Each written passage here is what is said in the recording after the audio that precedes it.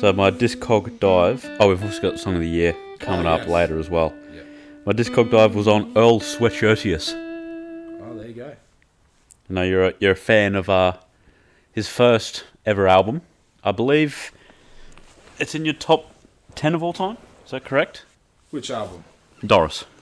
Nah, I didn't put that in there. You sure? Yeah, no, definitely. I know you like it a lot. Yeah, it's good, but Yeah. I definitely didn't put that in there.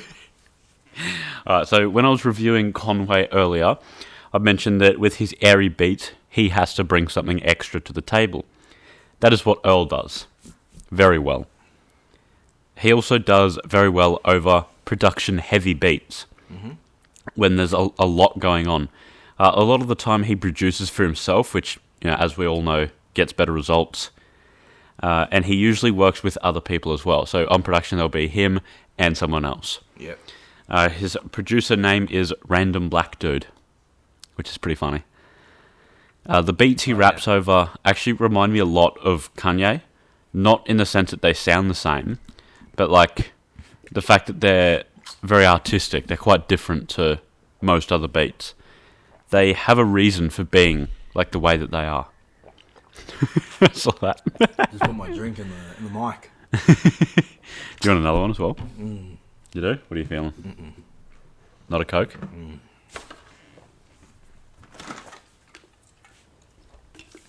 Yeah, shot auntie. I would just pulls them out of nowhere. He puts his hand down there and it's like a magnet. Yep. The fridge door opens and just comes flying across. Mate, how actually dope would having like Magneto's power be? I don't know who Magneto is. I'm sure He's from like the X-Men. Magnetic power Yeah. from his name. But well, like telekinesis would be better because that would work on everything, not just metal. Oh, is his only like metal stuff? Yeah. Oh, that makes sense. But like, okay, how dope would it be to be Matilda? Matilda. I'd love to be Matilda. I want to be Miss Trunchbull. Putting people in the choker. She's that beast. What was she like? She lifts up the car. That's the real power. What's the what is a sport? Hammer throw or some shit Yeah. like that? What a beast.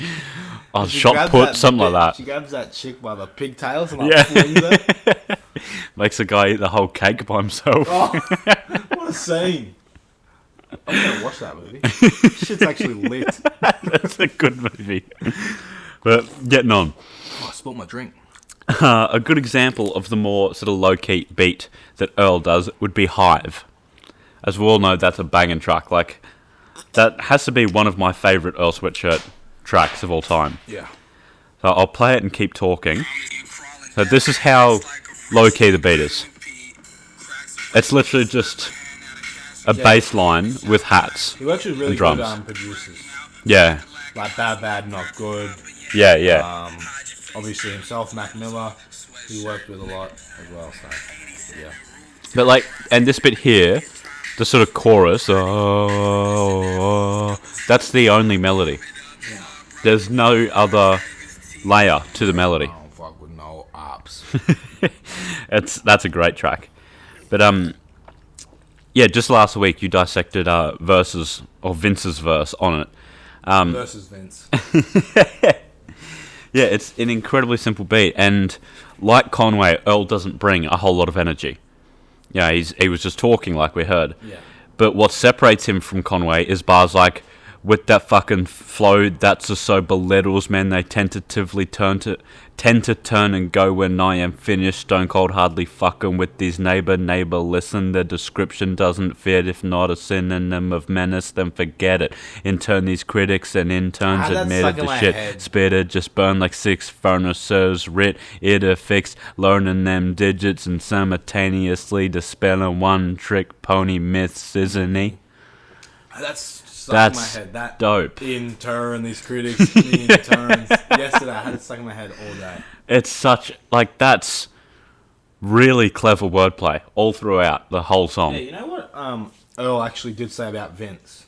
And I didn't say this last week. I did say that he thought Vince was one of the greatest rappers, but... That he wrote it in 15 minutes? Yeah, no, I did say that last week too. But he said that Vince says the most shit in the shortest amount of time.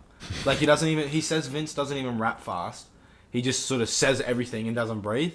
I think that's what Earl does. Yeah, actually, yeah. Like, I struggled to read all that, but when you listen to him, yeah, he's just talking like I was, but yeah. he just... Yeah, Vince does it, Yeah. I agree, especially on the track Hive as well.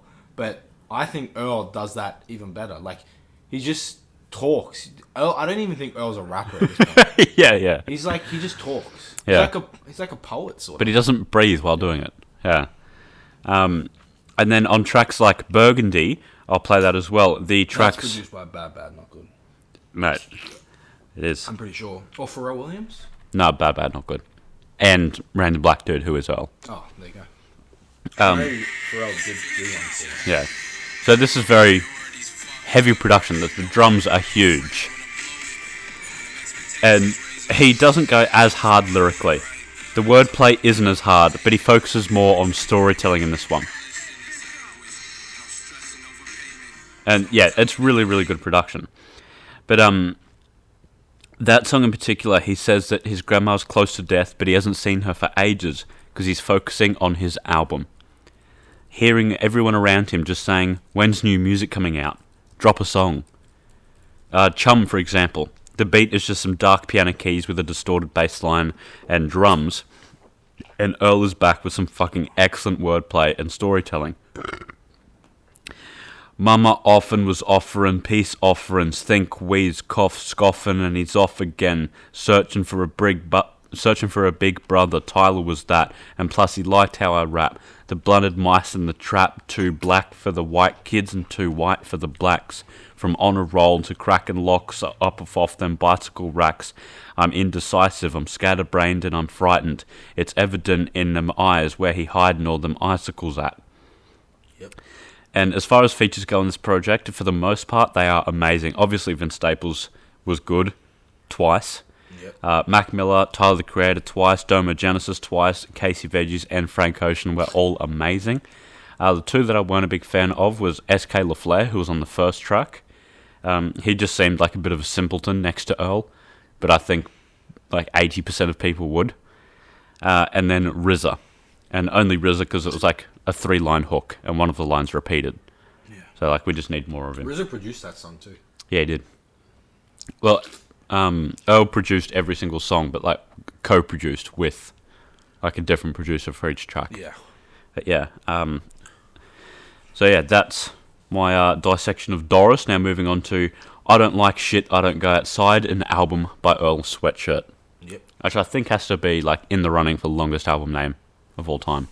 I'm sure there's one that's like fucking longer. I bet someone's made that. Like just as a meme. Huge one, yeah, exactly. Yeah. Just to have it. Yeah.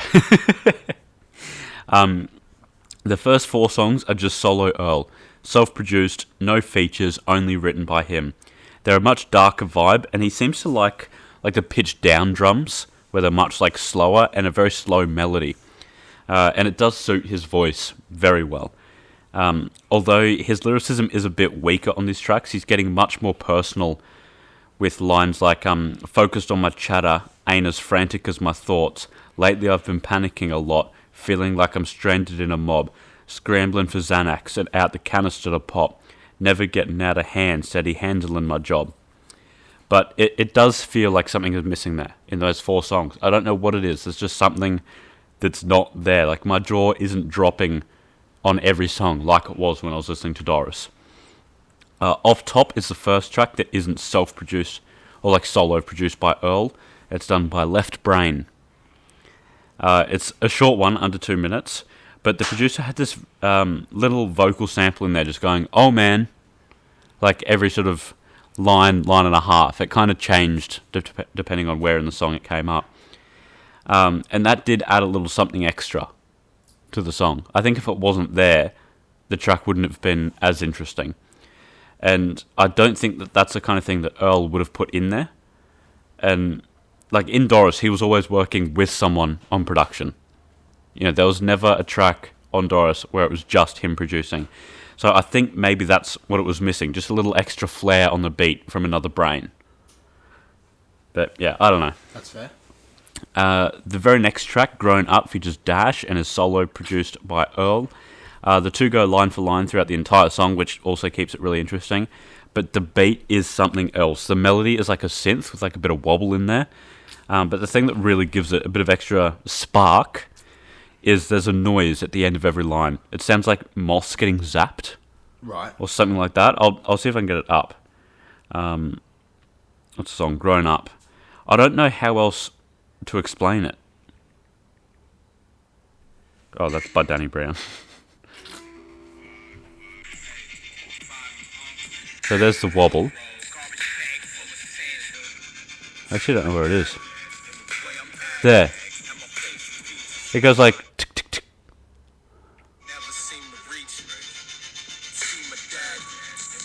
There. It's quite. It is pretty quiet.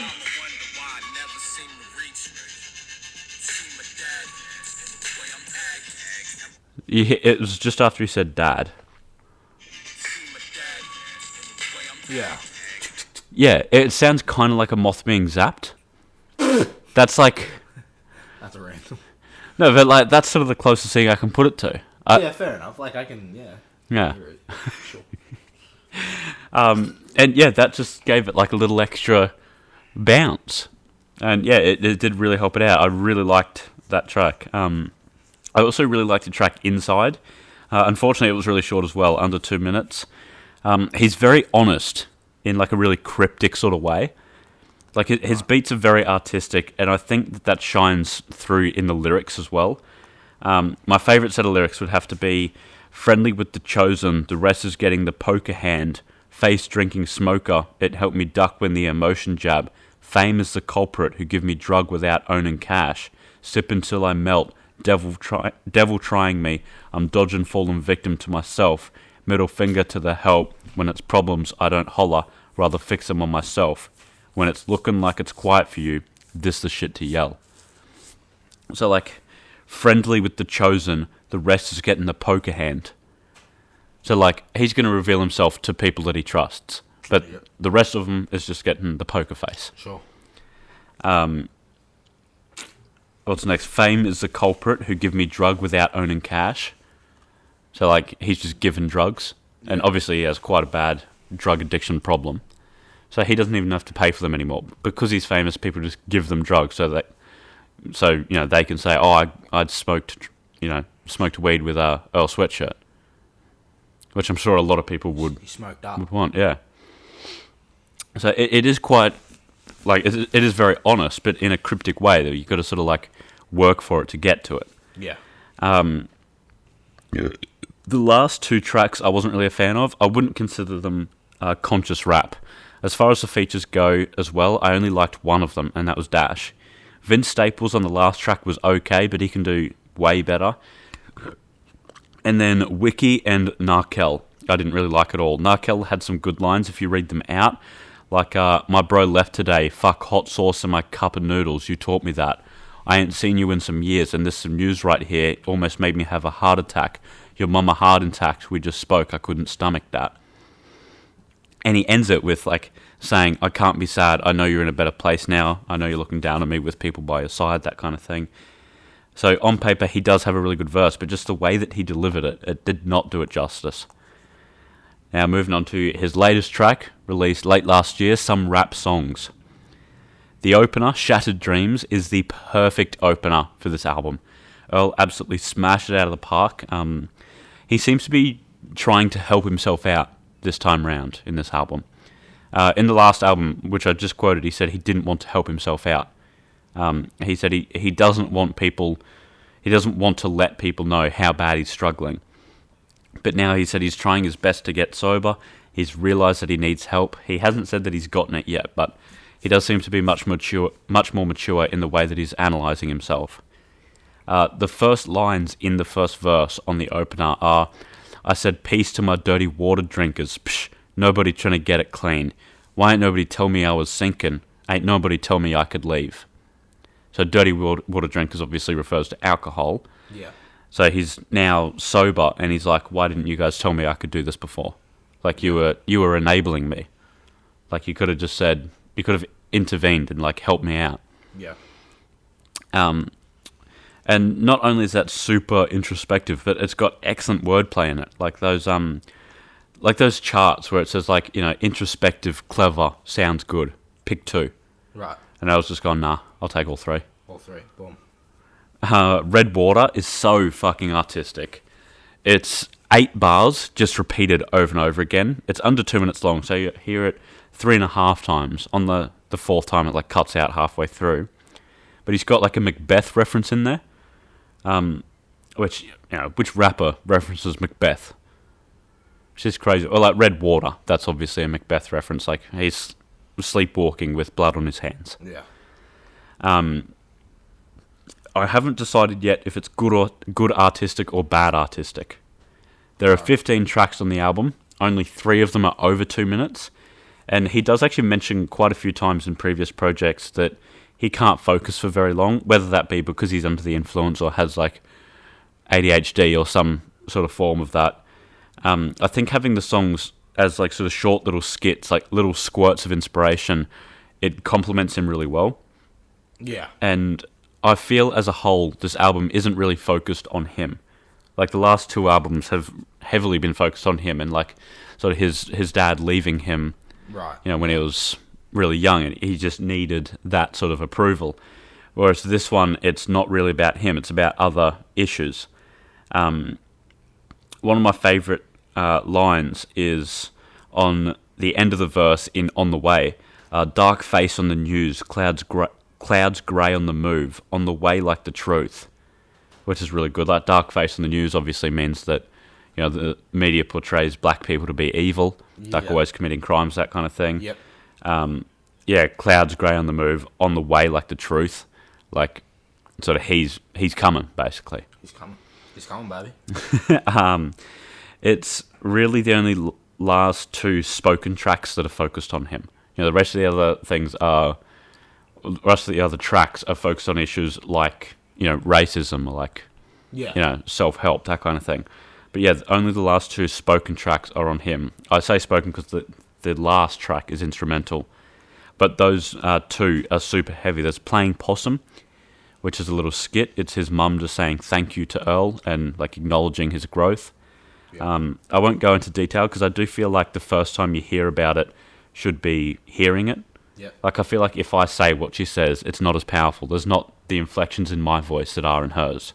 That's fair enough, mate. It's the same with the last spoken track as well, Peanut. It's only like 14 lines long, so unfortunately it doesn't last that long. It is over quickly, but it's about not being supported for the dreams that he has. I won't say much, but like, his family was never there for him. I feel like at a lot of points as well, this album is too smart for me. Like, did you feel that way? Where like just like heaps of shit was going over your head? Nah, not really, because I think I listened to a lot of music similar, like Mike, Slauson Malone, guys like that, so. I'll post mine. Yeah. No, but like... I think it definitely is... like hard to listen to, but in a good way. Yeah. Not an easy listen, but if you like Earl, if you like that type of music, like Mac Homie and Blue and stuff like that, you'll enjoy this album. Yeah, there were multiple times where I had to like replay a line like several times, like what is he actually meaning by that? Like obviously he doesn't mean that at face value because it won't make any sense. Yeah. So it's not like background music. You do have to dissect it. So as far as my top 7 go, that's unfair. There's no fucking way I can pick 7 Earl Sweatshirt songs. Yeah. Like... That is hard. My top 3 from I Don't Like Shit, I Don't Go Outside would have to be Huey, Grief, and Inside. But I cannot cut any fat off from the other 2 albums, so just go and listen to them. They're not that long to start with. And they are incredibly good, but only listen to them if you've got the time to sit down and listen. Otherwise, they'll just be lost on you. That is a good... good dissection. That's a good point right there. You should listen to this if you have the time to. Definitely.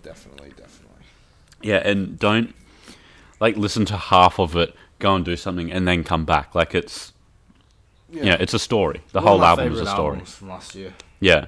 I did get it on vinyl, which I have spoken about before. Yeah. So there you go. I like your review there. Thank you. Of the whole thing.